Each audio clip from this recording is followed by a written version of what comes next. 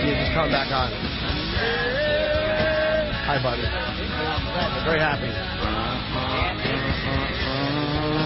So we just had a welcome to the Opie and Anthony show. Bill Burr just came in. Just so you know, what we're dealing with off the air is we're just having a major issue with this guy's publicists are just the most entitled individuals. Yeah. They're awful. He was cool. He was great. He was fine. He was a very nice dude. Yeah. I'm in a bad mood because our promos were not running for the last couple of days. You're a loose dude in a bad mood. Joe, you know what time it is? What time? 15 minutes till the tickets go on sale. Holy shit. Oh. January 16th, of course, myself, Burr. Hi, Bill. Great show, man.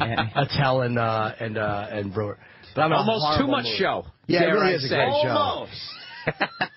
Just short of The Miami Heat of comedy shows. It really is. She came in here. She sat in the back. We never let publicists in the room because they're fucking draining, life drainers.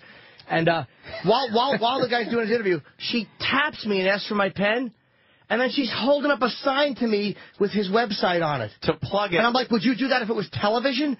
She got mad because she's an extraordinarily entitled individual as a publicist. Everybody kisses her ass. And she got mad because Danny and I reacted annoyed because I'm on the radio and she fucking tapped me. You believe she tapped him and held up a sign for his website? I've never had that in 20 years of comedy. What I can't believe is that Jim didn't take it and then rip it up in her face. I know. Because I'm in a horrible mood already, and it would have gotten. I would have said something barbaric to her, and I didn't want to do that. Jimmy, that's radio gold. Barbaric. Yeah. And I would have listened.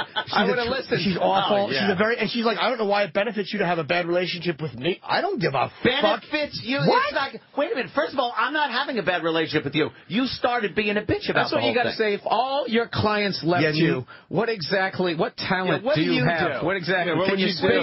do? You'd be barking in Times Square for Chicago tickets. Yeah. That's all you'd be able to fucking do. You fucking cab driver. I told you we have a rule, an on-air rule. No publicists in the room. It's not about the. I was trying to let Roland and Talent off the hook. It wasn't their fault. But it's not even a rule that's I don't want him in here. one of our rules. No one lets the publicist in. Yeah, so if he's doing studio. Conan, are you going to walk out and sit with him on the fucking set of Conan and hold up a set? Or are you going to stand by the camera and hold up? No, you're going to stay in the back. She literally said, I don't know how it benefits you. The arrogant, and I'm like, well, I don't know how it benefits you to have a bad relationship with us. We have a massive audience. Yeah. I don't care if she's like, I'll never do your show again. I'm like, I don't care. Because we were good to her. I'm like, we treated him great. So it's not about him. It's about how I said that to her. It's about you. She's going to fuck over her clients based on how she felt she was treated. And by the way, fuck you.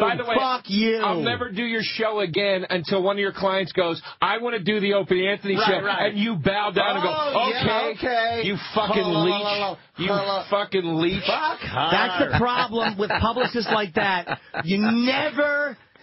They should not. That's why I love my publicist. She never comes in with me. I don't need to be coddled. Stay outside. It's their nature. You don't come in here and hold up a sign to Jim Norton like that. The fucking nerve of that woman while I'm working. How fucking dare you? And I know she apologized. Didn't she see you had your tuxedo on, Jimmy? You were doing the show. She's like, I've done a lot of radio shows. I've been radio shows before. And that's the respect they have for radio guys. That's the way they look at radio as a medium. And that's why a lot of these dumb publicists... Jimmy. That's the truly insulting part, is because if you use the Conan defense with her, she'll go, well, Conan, that's different. I said to her, would you bring... I said, would you do TV? Would you be holding up a sign? Huh? It's a talk show.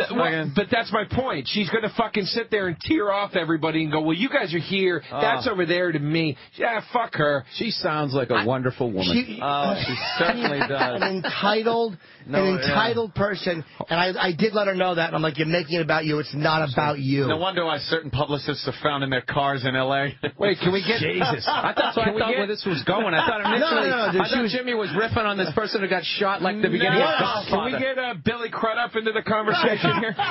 He really looks like the guy. So much shit. There's no way he can't get you Coke. He He's like, back in the day when you still cut an album, like that's the guy. Yeah. Was he there when John Holmes got murdered? In Wonderland? One of our interns. What the hell's his name? His name is Boogie Nights. Boogie Nights. She threatened to not bring her fucking client in if she wasn't allowed to the studio. If I would have known that. Yes, she said, no, I'm coming in. And then Kenny went, no, you publicists stay out here. And then she said, my client won't go in unless I go in. That's the arrogance of this woman. I don't care who she is. I don't care who she handles. She doesn't get me booked on the Tonight Show. She's never going to help or hurt me. Is she in every scene that he's in movies and his TV show? Is she in the background to make sure she's there with him during awful. every facet of his life? I don't care who she... I really don't. I don't care if she has the whole fucking cast of Tron. It's irrelevant to me.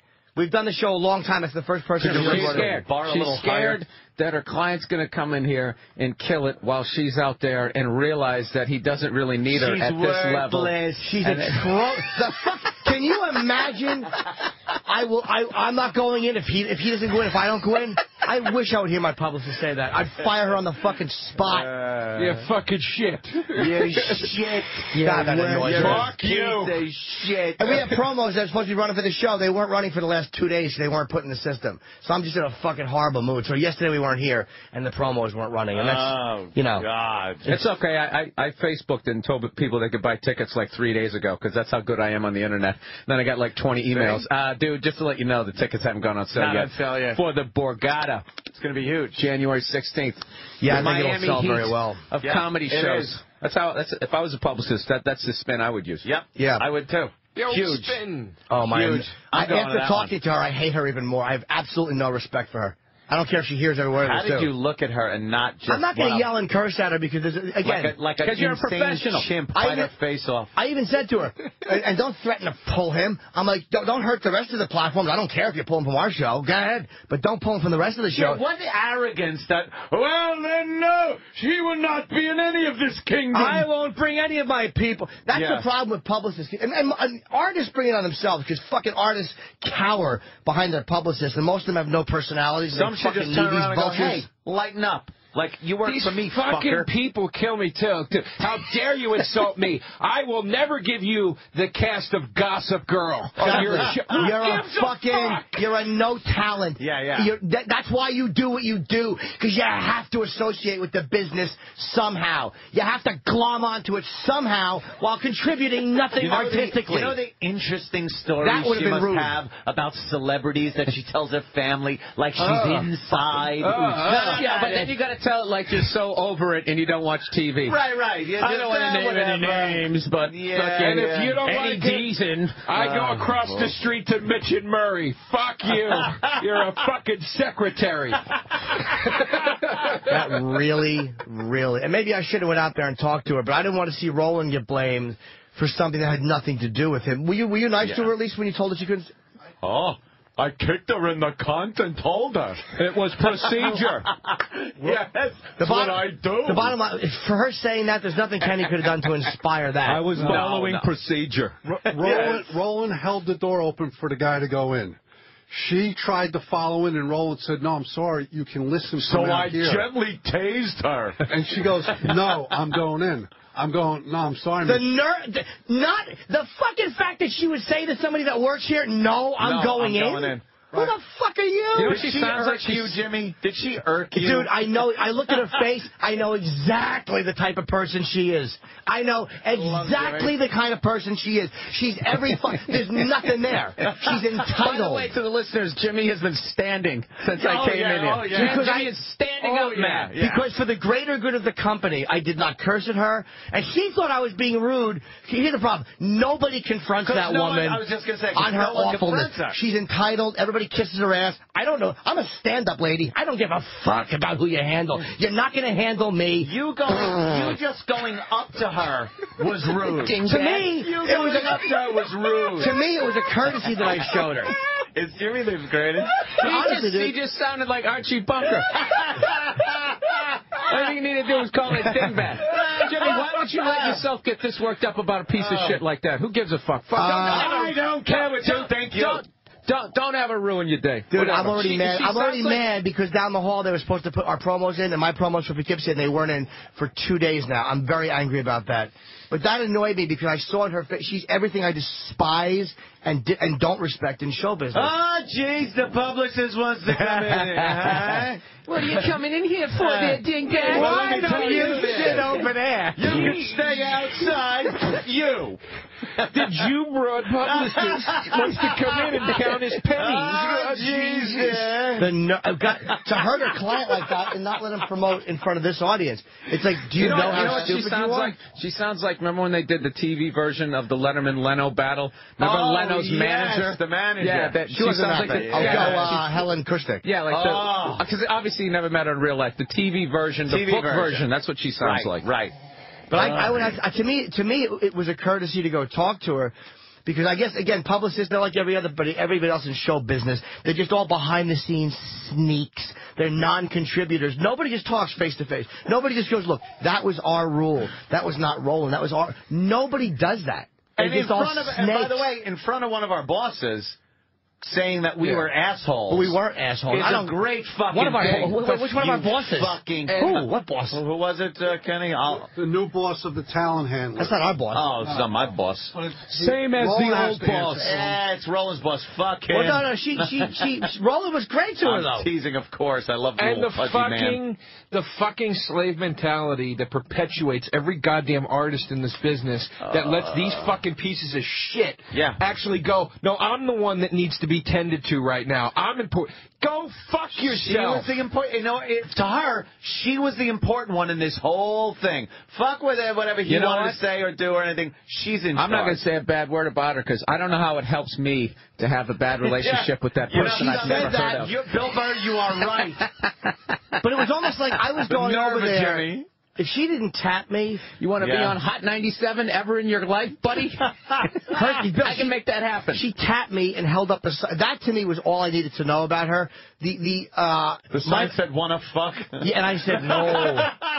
The pomposity, if I may. Yeah, oh, you may. The lack of respect for radio that people like that have. This dummy, who obviously doesn't do her job well, would rather have him promote probably on a local news show than on this show, which has a lot more listeners because they don't understand what radio... They're just dumb. And it's going to make him more personable. It's not just like... And he was great. It was nothing to do with him. No, we were talking video games with the fucking guy. It's not like... And everyone that comes in here doesn't have to talk about that movie. We'll plug it. We'll get it across and everything. But how about you let the guy be a human fucking being and be relatable to people that go, oh, wow, okay, that's that guy. It's I'll never do that show again. And she's sitting there holding up a sign, plug the website. Not for nothing, and this is no disrespect to that guy because he was really cool, but I was in here when Ed Norton was in here. You didn't get anything like that with Ed Norton. And Ed Norton is a goddamn Oscar-winning fucking... Yes. Right? Who was it? Am I wrong? It was Zach Levi. Yeah. No way. The guy from Chuck? Yeah, Chuck. Chuck. Holy shit. Well, I don't know what that is. If it's not on ESPN, I don't know what it is. I said that. It's not a conspiracy theory. Yeah. Let me tell you, wait a minute. She was exhibiting signs of mind control. Mind control. I think the HARP unit was tuned into her. That made me laugh so hard just then that I got lightheaded. I almost passed out. And it was such a shooting laugh that came out of my face. The secret society of the publicists. That's what it's all about. You know, it's something that it's the Illuminati. You know what I like? I like when he goes to storm in somewhere and he acts like they don't know he's coming, and they show him from behind walk in. The camera's there. They're already in the office. Yeah. When he walked in, what are you doing here? Yeah. Aha. But you know what's worse? Those are the only guys. Those are the only conspiracy theorists that they put on TV. It's just like Jerry Springer. It's the worst of the worst. I see things. It's that approach. It's the storm in and pretend like you're just storming in thing, or it's the Michael Moore thing when you walk into the Kmart corporate office and they go, yeah, you can't come upstairs with your fucking cameras. Just showing up. And he goes, well, obviously they're hiding something. They're hiding something. No, dickhead. You can't roll up with a fucking camera crew spur of the moment. I like the Jesse Ventura approach is the Ralph Cramden approach when he walks in. Aha! Oh, cocktail time. Come on out, Hob. Come on out, Hob. I know you're up to something. Yeah. And you know that I know. You know that I know that the HARP unit's still in my control. I'm not. Area 51, I'm not. They got guns. Let's run, Norton. Wouldn't it be great at the end of every episode when Ventura's stupid theories are proved wrong if he had to act like Cramden when he realizes he's wrong? Just and make that face and kind of wave his arms around and then just go to the black girl at the table. Baby, you're the greatest. You're the greatest.